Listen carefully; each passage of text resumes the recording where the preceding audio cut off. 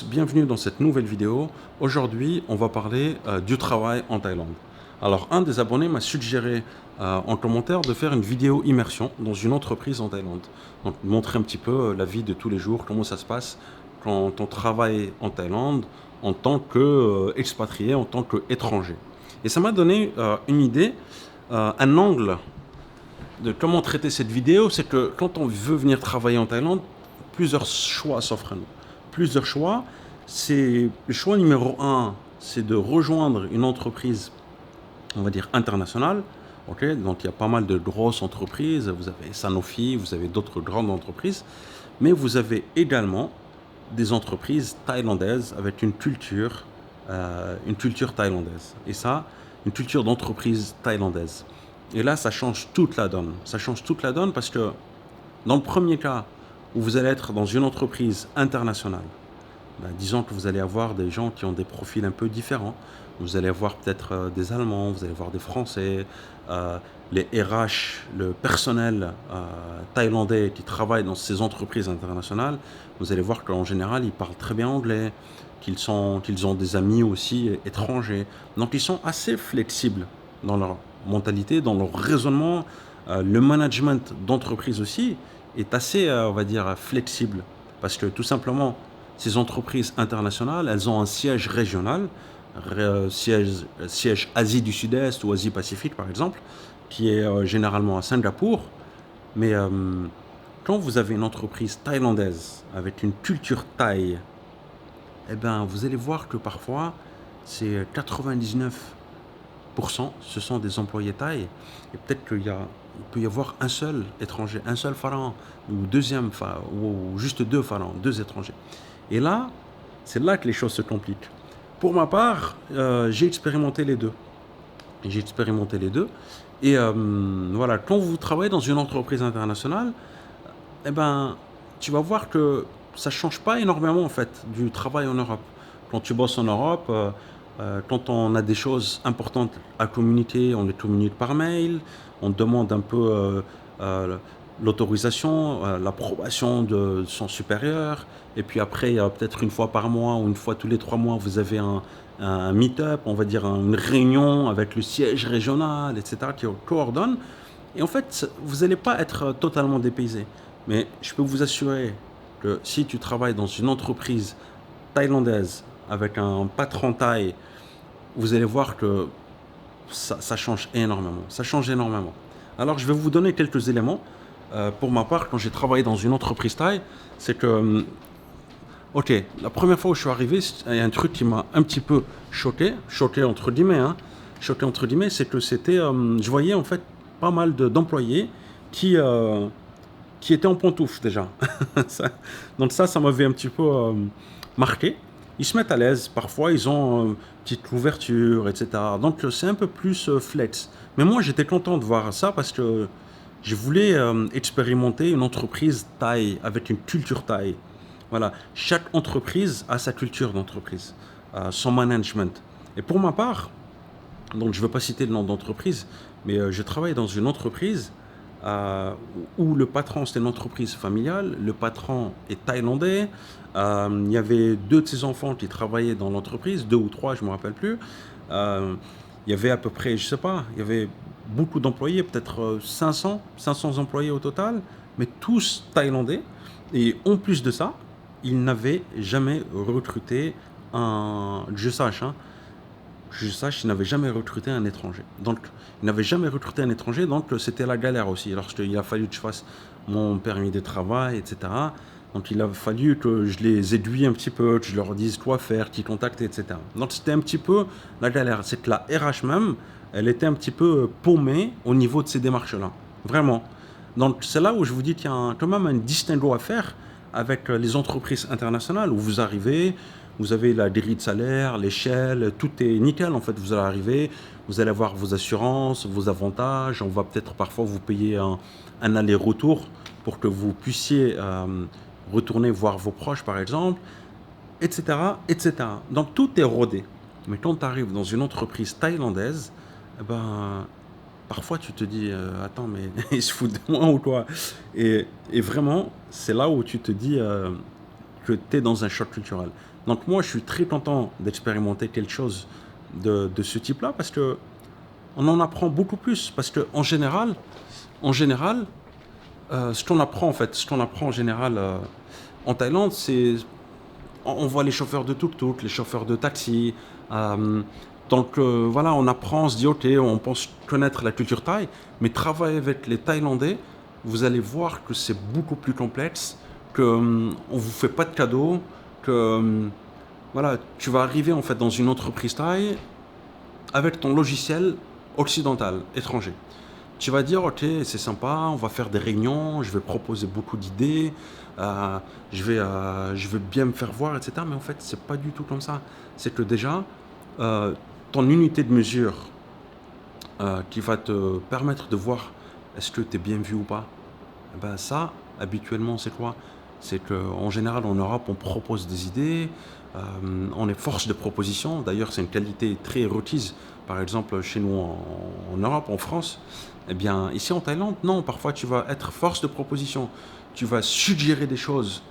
Eh ben, en fait, en face, on va te dire, ouais, c'est très bien, c'est très bien. Parce que on va pas vouloir te décevoir. En fait, c'est le masque visible des Thaïlandais qui est là pour ne pas te décevoir, pour ne pas aller à la confrontation. T'as beau proposer quelque chose qui va leur faire gagner 2 heures dans la tâche quotidienne, eh ben, on va te dire ouais, c'est très bien, bravo, bravo. Et en fait, tu vas vraiment penser que ils sont contents parce que pour toi, ça fait sens. Waouh, je leur ai trouvé un moyen, ou je leur ai trouvé une petite formule ou un tableau Excel qui va leur permettre de faire ces calculs beaucoup plus rapidement. Mais en fait, ils en ont rien à cirer. Ils en ont rien à cirer. Donc, quand tu arrives dans une entreprise, et quand je dis ils en ont rien à cirer, attention, ça n'engage que moi. Hein, ok. Donc la chaîne s'appelle Sabritai, c'est mon partage d'expérience. Voilà, j'accepte si vous avez vous avez expérimenté autre chose de totalement différent, mais pour ma part, c'est comme ça. C'est que tu penses vraiment résoudre un souci pour eux, mais en fait, non, il faut surtout pas changer. On change pas les habitudes. Voilà, ça fonctionnait toujours comme ça. C'est pas toi qui va arriver, c'est pas le pharaon, l'étranger qui va arriver du jour au lendemain, qui va tout révolutionner.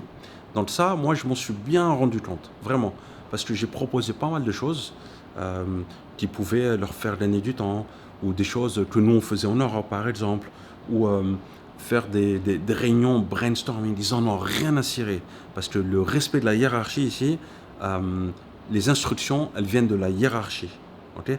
Elles viennent de ton supérieur. C'est que si tu vas arriver, essayer, on va dire, entre guillemets, de suggérer beaucoup d'idées, donc on va avoir l'impression que tu es un mec qui veut trop gérer, etc. Et ça peut parfois être perçu comme le mec qui veut être au-dessus de son supérieur, qui veut dépasser. Donc les Thaïlandais, il y a un énorme respect de la hiérarchie. Donc quand on te dit de faire ça, tu fais ça, tout simplement.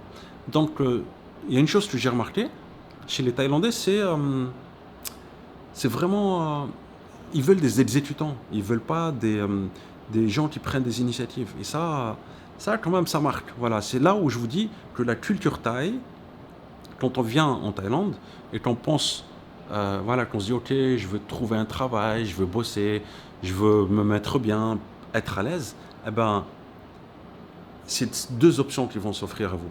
Option un, travailler dans une entreprise internationale. Je pense que c'est la facilité, mais c'est vraiment top. Et moi, c'est ce que je préconise. Pour pas qu'il y ait de pépins, il n'y a pas de risque. Mais si vous allez travailler dans une entreprise thaïlandaise, c'est euh, c'est un choc culturel. Moi, je vous le dis. C'est un choc culturel. Voilà, parce que en fait, on va vous miroiter.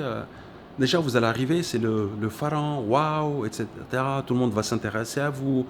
Tout le monde va discuter un petit peu avec vous. Tu viens d'où? Est-ce que tu veux qu'on mange ensemble, machin? Sauf que ça, c'est l'effet, on va dire, de l'euphorie, le début de l'expérience. Mais ensuite, après quelques mois, quand les choses vont se tasser, que vous allez faire partie du cercle, vous n'allez plus être considéré comme l'étranger, vous allez faire partie du cercle salarial et non pas familial, on parle du cercle de travail, eh ben là, vous allez voir que c'est quand même très différent. Quand veut vous dire des choses, on ne va pas vous les dire directement. On va passer par d'autres personnes, ou on va faire des choses pour vous faire comprendre une autre chose. Vous voyez ce que je veux dire? Donc, vous qui êtes habitué, par exemple, en France, à se dire les choses franchement, à ne pas mâcher ses mots, là, on se parle cash. Mais ici en Thaïlande, non, ça fait pas du tout figure ici. Tout simplement parce qu'ici, il faut pas, comment dirais-je, il faut pas que les Thaïlandais perdent la face, quoi. Tu vois, tu vas pas aller d'affront. Si tu n'es pas d'accord avec quelque chose, ben, ne faut pas le dire. Donc, c'est malheureusement comme ça. Donc, travailler dans une entreprise thaï, avec une culture d'entreprise thaï, ça nécessite quand même de faire preuve d'adaptation. Voilà, y a pas le choix. Il faut vraiment s'adapter assez rapidement et il ne faut pas être, comment dirais-je, trompé par quelques signaux qui vous portent à croire que en fait tout se passe bien. Voilà, ça c'est super important et il faut le capter tout de suite. Parfois, tu vas voir, il y a un petit message simple, tu vois, tu essayes d'envoyer un mail par exemple ou un petit message, tu ne reçois pas une réponse comme tu devrais l'avoir assez rapidement, eh ben, ne te dis pas, tiens, il a peut-être oublié, ou il a une réunion, ou il est occupé. Non. En fait, ce petit signal faible de rien du tout, où il était censé te répondre, eh ben, dis-toi en fait qu'il est en total désaccord avec toi et que peut-être même qu'il est énervé et que si tu pousses le bouchon plus loin, ça peut aller partir en cacahuète, tu vois. Donc voilà, c'est le petit type de choses auxquelles il faut faire prêter attention à mon sens. Voilà. Il y a aussi des aspects très cool, des aspects agréables à travailler dans une entreprise avec une culture d'entreprise taille. Euh, vous les voyez arriver le matin. Ils arrivent avec les mecs avec un pantalon à pince, une chemise, les femmes avec parfois un tailleur ou jean, voilà, relax quand même. Mais une fois qu'ils arrivent au bureau, en général, parfois ils se mettent en pantoufles. Ils ont leurs pantoufles qui leur permettent de se balader un petit peu dans les bureaux. Ok, dans les bureaux où ils ne voient pas de clients, évidemment. Hein. Je parle des bureaux dans. Voilà. Mais vous allez voir que tout au long de la journée, les Thaïlandais aiment manger. Vous allez entendre ce mot tin kao, hiu, j'ai faim, hiu. Et vous allez voir, ils utilisent les applications sur leur téléphone. Donc ils utilisent Grab, ils commandent de la nourriture qui est livrée au bureau. Il y a pas mal de marchés locaux en général, autour de pas mal de bureaux. Donc ils sortent, ils mangent. Donc ils savent apprécier ces moments-là. Et puis, de temps en temps, il y a des événements organisés par les entreprises où ils font la fête non-stop. Et ça, c'est juste, c'est étonnant parce que même en France, j'ai jamais vu ça, quoi. Voilà, ils font la fête comme pas possible, hein, avec toutes les hiérarchies, le boss, les subordonnés, tout le monde fait la fête, ils boivent, ils se bourrent la gueule, et le lendemain, ils font comme si de rien n'était. Voilà. Et ça, c'est quelque chose, quand même, c'est une expérience agréable à vivre. Et puis un autre aspect aussi, c'est qu'en venant ici, quand vous êtes étranger, vous êtes quand même perçu, voilà, ils vous mettent quand même sur un rang supérieur jusqu'au jour où ils se rendent compte qu'en fait vous êtes un être humain normal. Au départ, ils s'attendent à recevoir un magicien. Je pense, hein, je pense que c'est le retour que j'ai eu de pas mal de personnes. Au départ, voilà, ils se disent, voilà, nous on est Thaï, là on recrute un étranger, donc voilà, il va nous faire rouler sur l'or, etc. Tu vois, donc il va faire entrer notre entreprise en bourse. Et en fait, jusqu'au jour où ils se rendent compte que en fait, vous êtes un être humain et que le travail, c'est un travail d'équipe. C'est pas un travail individuel, c'est pas une personne qui va catapulter l'entreprise. Vous voyez ce que je veux dire? Donc c'est une collaboration.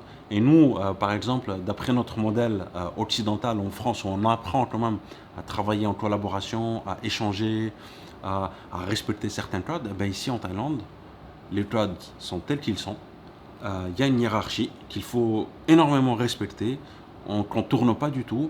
Et puis voilà, ils ont besoin d'exécutants avant tout. Voilà, on n'a pas besoin de quelqu'un qui vienne chambouler tout le fonctionnement. Voilà. C'est mon expérience en tout cas. Et pour ma part, donc pour tous les futures personnes qui aimeraient venir travailler en Thaïlande, qui recherchent du taf, etc., je pense qu'en priorité, c'est sympa de bosser pour des entreprises, on va dire, internationales, ou peut-être des startups qui ont peut-être des Allemands, des Anglais, des Thaïs, quelque chose de mélangé. Mais dans le cas où vous choisissez peut-être une entreprise purement Thaï, sachez quand même qu'il y a ces éléments à prendre en compte. Voilà. Que vous soyez avisé. Et en tout cas, si vous appréciez ce type de contenu, n'hésitez pas à me suggérer d'autres thématiques en description. Et puis, n'hésitez pas aussi à vous abonner à la chaîne, me suivre sur Instagram, parce que je poste pas mal de contenu que je ne poste pas sur YouTube. Je vous dis prenez soin de vous et à très bientôt. Ciao, ciao!